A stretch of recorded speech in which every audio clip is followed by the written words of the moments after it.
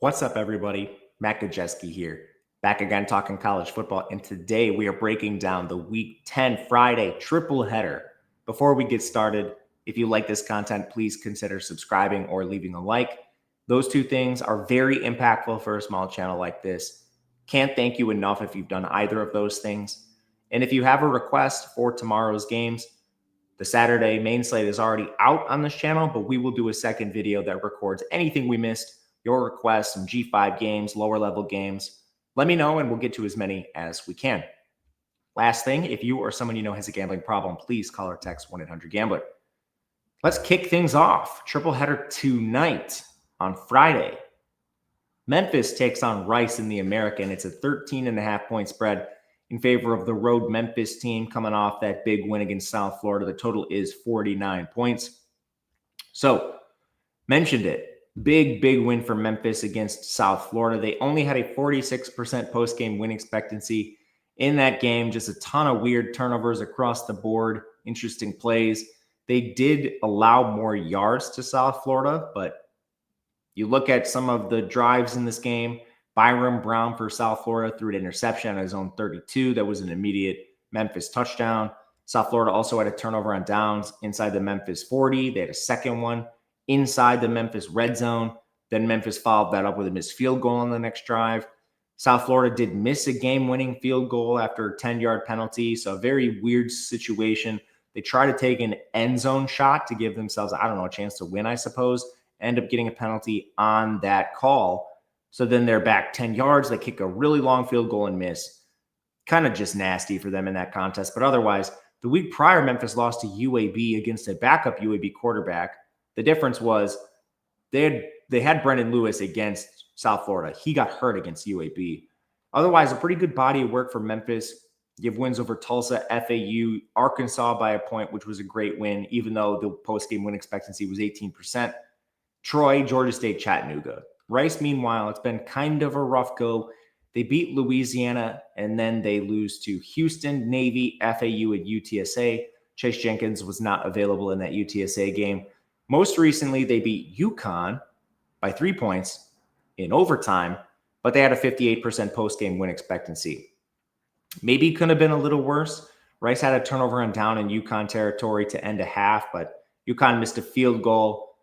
Sort of a wash in that game. As far as injuries go, Puda Walker only played limited snaps for Memphis on the defensive line. I couldn't find an injury for him, but just worth noting. And then DeMarco Ward at defensive back. Rice has been really hurt. They have injuries across the board. Artis Cole at receiver, John Long, Weston Kropp, Nate Bledsoe, Luke Needham at all those offensive linemen. Kari Crump, Peyton Stevenson play wide at defensive back. Ajike Adeli and Michael Daly on the defensive line. Most of those aren't new injuries, but still there, still affecting Rice, a very hurt team. For Memphis, Brendan Lewis he's been awesome. He runs the ball well, 67.5% completion, 7.9 yards per attempt, 11 turnover-worthy plays, only 4 interceptions. He's run a little hot there, only taken 15 sacks, and the offensive line, it's a good unit. He holds the ball for a long time. So I think that's kind of a horse apiece between him holding the ball and the offensive line at times. Good group of skill players. It's hard to stop the run game with Lewis involved. Now you have Sutton Smith and Greg DeRosier healthy, both above 6 yards per carry. And your receiving game, Cortez Braham, 566 yards, Jamari Hawkins, 431. It's a little bit skewed towards the run game here. The pass rate's only 98th, but when they do throw, they've had success doing it. It's a quality Memphis offense, and it stems from the offensive line, which is a top 20 unit in the country right now. They've only played one really strong defensive line, especially in conference. That was Tulsa. The rest have been below average, including, like an Arkansas defense is really disappointed this year. They're still SEC, so that's an impressive data point. But this unit starts with their 2 elite tackles, Chris Adams and Travis Burke. The interior has been a little weaker, and it's kind of just Parker Mitchell, but even he's right around average. There's a good G5 unit, and it's great that your best players are on the tackle, the blind side, and opposite him, just the edges for this Memphis offense. You're facing a Rice defense that's 89th in total defensive efficiency. They're 101st in run defense and 96th in coverage. For some reason, they've had a lot of success rushing the passer and nothing else.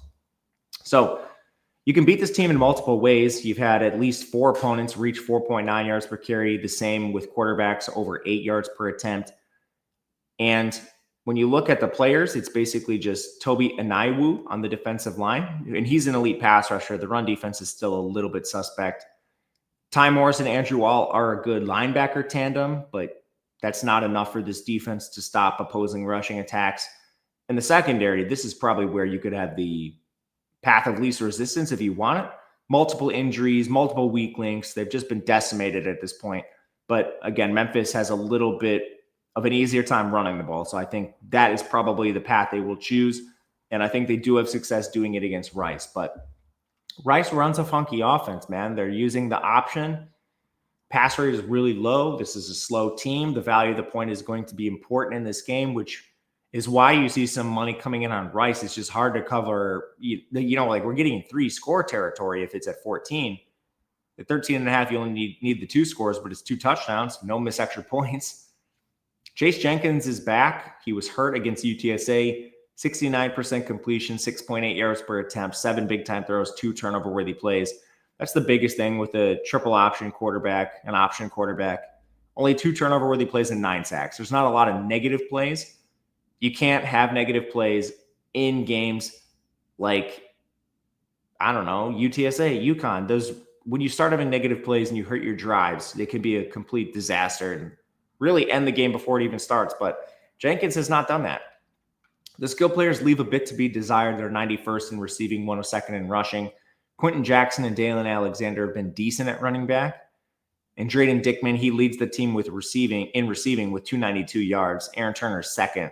Those are the only 2 guys above 100 yards in receiving yards, which kind of makes sense given it's an option attack. The O-line has been very banged up, and they've mostly played bad defensive lines. So this is kind of tough to evaluate. They've had 10 players that have legitimately played and started throughout the year. The current group, only Cole Precipi and Luke Miller are clear liabilities. I don't know, man. Like, their best players, their center, David Stickle. It's not a good offensive line. It's not going to be. They've incurred too many losses. But can Memphis stop this? The answer is probably. I mean, Memphis's defense is built to stop the run. They're 9th in run defense, and they're 82nd in coverage. Of the offenses they face, and they've played some good ones, Arkansas, UAB, USF, those are all your top offenses, at least in the top 50. How have they've been beat? I mean, Ryder Burton, 9.3 yards per attempt. Taylon Green, 9.6. Georgia State had success over the top. As far as the run defense, it's 9th. And the only teams that have found even a little bit of success were USF, UAB, and Arkansas. The UAB game I really have no excuse for. They should not have been that productive against Memphis. But Arkansas is an SEC team with Taylon Green, an awesome rushing attack. Byron Brown and USF, that makes sense too. The best players are like William Whitlow, Jalen Bell up front. Those are the best players. So I think this Memphis defense probably does stand up to Rice. Ultimately in the game, we show some value on the Rice side, but I can't get there. We mentioned the stylistic advantages. They basically are all Memphis's direction. With the Rice play, it's essentially just a mathematical, like, too many points to cover in a game this slow. Memphis doesn't even play fast. They're 94th. But ultimately, I could see the efficiency being too much and overwhelming Rice. So this is one we are just going to sit on and maybe get to if it gets outside 14. I don't see that happening. A game I do like, North Carolina and Syracuse. This should be a fun one. We're going to take an under in this game. Pacing is bad in this contest. North Carolina is 114th in pace. Syracuse, you see the 14th ranked pace. That's slowed considerably of late. That's just what happens when you move from Steve Angeli to Ricky Collins. Your backup quarterback is inept, and you have no answer, really. So the offense has changed a little bit. They've gotten blown out in games. Maybe they speed back up if it's competitive, but I'm not anticipating the pace being at that breakneck speed for Syracuse, and North Carolina probably slows them down anyway. Overall, it's a 2-point spread in favor of Syracuse, which is interesting. They're at home, and a 45.5 total, so sitting right outside that key number of 45. As far as resumes, North Carolina has yet to achieve a win better than Charlotte, so we're still looking for a P4 win for this team. Their only 2 victories are against Charlotte and Richmond, losses to TCU, UCF, Clemson, Cal, and Virginia. Most recently, they lost to Cal by 3 points. And then the most heartbreaking one was that Virginia game, a 56% post-game win expectancy, a 1-point loss. They fumbled at the goal line trying to, as one of those plays where the running back is reaching the ball out to break the plane, and he doesn't break the plane. The ball's out of his hands before he crosses, so it's a fumble and a touchback. They missed a field goal. I mean, they had an interception at the end of regulation that was on a bomb. They missed a 2-point conversion in overtime. Just a sad outing for North Carolina as Bill Belichick continues to stumble. Syracuse looked awesome before they lost Steve Angeli, and it's been a real disappointment since then. Blown out to Duke, blown out to SMU, blown out to Pitt, blown out to Georgia Tech. So, injuries in this game for UNC. Thaddeus Dixon's been out at corner. That is impactful. He's one of their better players in the secondary. For Syracuse, Jonte Cook has been playing limited snaps. He's hurt, playing through it. Same with Justice Ross Simmons. Austin Collins on the offensive line could be a big loss for them. And then limited snaps from TJ Ferguson, Rashard Perry on defense, Derek McDonald at linebacker. Those are the injuries that we need to watch for Syracuse, far more than North Carolina. So North Carolina's quarterback, Gio Lopez, has been a disaster. You really have to ask yourself about the talent evaluation for North Carolina, not only who they brought in, but who they're playing. More on that in a second. So Gio Lopez, 61% completion, 5.8 yards per attempt, 7 Big Ten throws, 5 turnover-worthy plays, and 10 sacks. He's not running the ball anymore. The receivers have done him no favors. They have a 10% drop rate. That's not getting any better. They're 129th in receiving efficiency. They've failed to maximize multiple 4-stars, Jordan Shipp, Chris Culliver. Shipp leads the team in receiving, but he's the only one above 200 yards. They have a bunch of 4-stars on this team, and they recently started Madrid Tucker, a 3-star freshman receiver. You can imagine how those results went. Poorly. Below 50 yards receiving. Your run game, I don't know what you were doing. You change leading rushers every week, and clearly they're trying the hot hand, but only one player is above 6 yards per carry. That's Damon June. You're just not playing your best players, and when they're out there, they're still not very good. The offensive line is actually decent. They're 50th in pass blocking, 98th in run blocking. It's not a good unit, but they're not horrible. They played some good defensive lines like Cal, Clemson, UCF are all pretty decent. And you have a good center, Chad Lindbergh. He's been a complete difference maker. But this is what I'm talking about, maximizing the players that you have. Will Osteen has been a complete mess at guard, and he's begun to cede snaps to former 4-star Miles McVay. Now, on a very small sample, Miles McVay comes out there, and he doesn't look too bad. It's probably a switch that should have happened long ago. But the biggest thing with this team, the offensive line and a lot of positions on defense especially, it's just you have these players that are in situational roles or they're a backup that gets time briefly in a game due to injury. And they excel and they have better efficiency metrics than their starter. But they go right back to the starter who has bad efficiency metrics, and this has happened at multiple positions. And yeah, I'm not at practice every single day. I don't know if these guys suck in practice, they look bad, and they're not capable of being on the field. But at some point, you have to look at your results being a 2-win team and ask yourself, is this coaching staff maximizing the talent on the roster? Whether it's via playing time or even the players they are using, are they putting them in position to succeed? And with this entire offense, I think you have to argue that the answer is no. At the offensive line, among the receivers, certainly a quarterback. And now you're playing Syracuse. And you're a dog on the road. Now, Syracuse defense is bad. They're 132nd in run defense, 79th in coverage. So maybe this doesn't matter. The one thing I'll say, there's probably some room for growth. They played 3 top 20 offenses. And just outside that was Georgia Tech, who beat them down in their last game with 9.8 yards per pass attempt via Haynes King and 6.5 yards per carry. North Carolina's offense is a lot worse than that. So I think they will be more successful than against this rigorous schedule Syracuse has had to play. They have some quality guys. 4-star freshman corner, Demetrius Samuel, is having an awesome season. And opposite Chris Peel, that's a good corner duo. They're definitely weakest up front. Your best player is David Reese on the edge. You don't have a lot else other than that, which that makes sense. They're 132nd in run defense. This has been a real problem for them all season. But can North Carolina run the ball with any success? To be honest, I don't know, man. I really don't know. They've had problems against defenses that are very bad. So I'm not sure Syracuse is going to be that much of a liability considering who they've played. Now, going to the Syracuse offense, this has also been a disaster, not really because of anything they did. Angeli got hurt, and now it makes sense why they added Angeli post-spring. Ricky Collins, he's been so bad that apparently they may not even start him. 54.5% completion, 6.1 yards per attempt, 5 big-time throws, 13 turnover-worthy plays. That's been the real problem. 9 sacks. The receivers haven't done him that many favors. It's an 11.5% drop rate, but it hasn't been good. I mean, it's really hard to argue. Ricky Collins, he's been the problem, man. So who would they start in instead? Maybe Luke Carney. Who's Luke Carney? He's a 3-star freshman with 12 snaps to his name. Now, Carney has a bit of an exciting profile. This kid rushed for 1,000 yards his senior year of high school, but we're still talking about a low-level quarterback recruit who has 12 snaps to his name. But on the other side, how much worse could it possibly be? I guess we'll find out. Syracuse has an exciting offense if you can get the right guy under center. And that starts with their receiving talent. Jonte Cook has 501 yards. He's awesome. Daryl Gill's been good. You've got guys like Ross back from injury. Valari's a quality tight end. Your run game is awful. So, I mean, that needs to be said. Maybe a rushing quarterback helps that. But Yassine Willis and Will Nixon have really, really failed to replace the Quint Allen. And the run blocking unit's not good. It's not horrific. It's definitely a below average unit.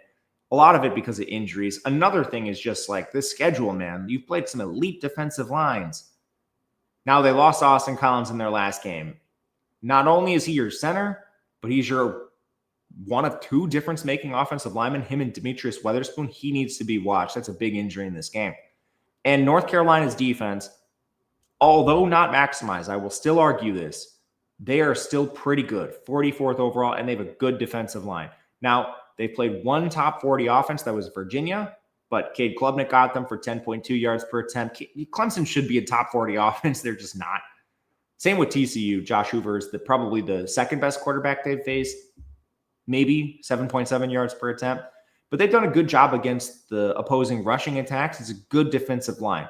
Melkart Abu-Jaoud, Leroy Jackson, Isaiah Johnson, those are all good players. Andrew Simpson's an elite linebacker. But like most other positions, I have questions. Why is Gabayer not playing more? Why is Tyler Thompson not playing more? Those are some of your elite players that have not gotten on the field enough. And then your secondary, you can throw the ball on this team, especially if Thaddeus Dixon doesn't play. The drop-off from him to Caleb Cost at corner is a big one. Syracuse is trying to pass the ball. They just haven't had a competent quarterback lately, and I'm not sure they're going to have one in this game, whether it's Ricky Collins or Carney. I don't know. But then, again, can they even pass protect long enough for the ability to throw the ball over the top? The answer is probably no. So with pacing expected to be a little worse via Syracuse dropping because of their backup quarterback, both defenses having paths to advantages over the opposing offense, we got to an under at 45.5. Need the 45.5. That's a key number at 45. Last up, a little Friday night Conference USA action is Conference USA starts to cede the weekdays to the MAC. We'll see that coming up soon. I believe Conference USA is done on weekdays moving forward. But we've got one more. Louisiana Tech, a 16.5 point favorite over Sam Houston, a 48.5 total. 2 teams going in opposite directions. Sam Houston has not picked up a win yet this season. They had their best chance recently against Jacksonville State with a 29-27 loss and a 73% post-game win expectancy. So they should have won the game. They got blown out by UTEP in their most recent game. More on that in a second. I do think there was some nuance to it, but it's been a pretty brutal season overall for Sam Houston. Louisiana Tech is looking pretty decent. They lost to Western Kentucky last time out by 1 point with a 46% post-game win expectancy. Prior to that, they lost to Kennesaw State. Otherwise, wins against UTEP, Southern Miss, New Mexico State, Southeastern Louisiana. They're an above-average team in this conference at the least. Injuries to Sam Houston. A lot of receiver, Quavez Humphrey, Derek Bledsoe, Avion Smith-Mack, but more importantly, top 2 defenders, Jameer Diaz on the defensive line, CJ Brown at safety. By far, their 2 best defenders missed their last game. On Louisiana Tech, it's really just Colby Fields at linebacker. So with Sam Houston on offense, I don't really think they have a lot of success here. Hunter Watson, a bad fit for the scheme, but he's a better fit than Mabry Matauer, who he's been pulled for multiple times. Watson's also been banged up. Now he's practicing this week, but he's had to leave multiple games with injury. The problem is his best skill is his run game, his legs, but they're forcing him into an air raid offense with a 60.5% completion percentage, 6.1 yards per attempt, 2 big time throws, 5 turnover-worthy plays. He's just a bad fit. He also takes a lot of sacks. He has 18 of them. Now, the offensive line is poor, but he also has a 26% pressure to sack ratio that's too high. He also has a bad group of skill position players with a 9.1% drop rate. We just mentioned 3 receivers are hurt. That doesn't help. So because of all this, you come to a receiving unit that's led by a running back. Landon Brown has the most receiving yards on this team. It's a complete disaster. They're 132nd in receiving efficiency. Now, somehow, with a running quarterback, they are 136th in rushing efficiency. Maybe that's a little better now that they return Alton McCaskill. But what are we talking about? A jump from dead last to bottom 5? I don't know. It's hard to really foresee this unit getting a lot better.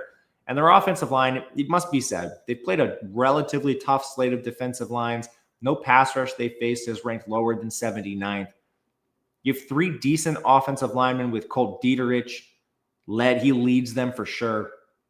But inside, Luke Eckhart, or well, I guess inside would be Michael Joseph. He's been a complete mess. But Luke Eckhart's also been a problem at tackle. They recently tried to rotate in William McCullum for Joseph, but it hasn't mattered. They've both been awful. And now you're facing Louisiana Tech's 32nd ranked defense. Now, Louisiana Tech has not faced an offense in the top 50. They won't again here, so I'm not really expecting anything else. They're 24th in run defense, 53rd in coverage. Very good linebackers, Sifa Leota, Makai Mason. I think the defensive line is a little weak, but they're better in run defense than pass rush, and you don't really need to rush the passer against this team. Jakari Foster is a good defensive back. Now, they faced 3 backup quarterbacks in a row, which is pretty wild for this Louisiana Tech team. I don't know, man. I'm not really buying it, but it's not going to matter in this game, I don't think, against Sam Houston. I think Louisiana Tech's probably a little worse on defense, but just doesn't matter when you're facing this Phil Longo offense. Now, on the other side, Blake Baker, he's been a relatively steady game manager, 64% completion, 7.5 yards per attempt, only 5 turnover-worthy plays and 8 sacks is pretty good. And they win via their rushing game, which is interesting. Like, this is a super weird offense. Baker is a game manager. Then you go to the offensive line. It's imbalanced in favor of pass blocking. They're 67th there, but 123rd in run blocking. This team is also not throwing the ball. So 108th in pass rate. They're trying to run the ball behind a offensive line has kind of struggled to do so. They only have 2 above average starters in Hayden Chrisman and Jonathan Dennis. The left side's a mess. Brett Candace has been an upgrade on Kenneth Bannister, but still a well below average player. So that's interesting. You're trying to run the ball with a bad run blocking offensive line. The running backs are doing fine. Like, and this is weird. This is where you see some of these discrepancies between yards per carry and efficiency metrics. Like, Clay Thevenon's only at 4.1 yards per carry. But most of that's coming after contact and via forced missed tackles because this offensive line is not giving him room. So it could be a better run game if they ever figured out that offensive line. And then the pass game, they don't do it a lot, but when asked to do so, you have a good offensive pass blocking unit, but bad receivers led by Eli Finley at tight end, and he only has 288 yards. And then your quarterback is not a difference maker. So it's a very weird Louisiana Tech offense, and they're going to live dangerously because they're not always going to be able to score. But against Sam Houston, you probably can score however you want. 114th in total defense, 83rd in run defense, 119th in coverage. They've only played 2 top 65 offenses, but even against the offenses outside the top 65, they've been poor. And their 2 best defenders missed their last game, C.J. Brown at safety, Jameer Diaz and on the defensive line. And that just allowed UTEP to score 35 points. UTEP. So this is a bad defense, and without those players, this could be a catastrophic defense. We have a lean towards Louisiana Tech. I don't really want to lay a number this large with them. I'm more interested in an under. Now, pacing is good in this game. Louisiana Tech's fast, Sam Houston, they run that dumb air raid. They're above average in pace. But I'm not sure if Sam Houston does their part to get this towards an over either way. So the under would make more sense to me just because Sam Houston's live to get shut out in any game. But I don't know if I want to play that either. You'd have to still get no production from Sam Houston. Louisiana Tech might score at will. So that's the problem I have in this game. But that'll do it for us. We're just going to stick with our under in the North Carolina game for now and debate the rest of this as the day goes on. But if you have suggestions, please leave them below. Otherwise, I'll thank you again for watching. It makes a big difference. Good luck, and we'll see you guys next time.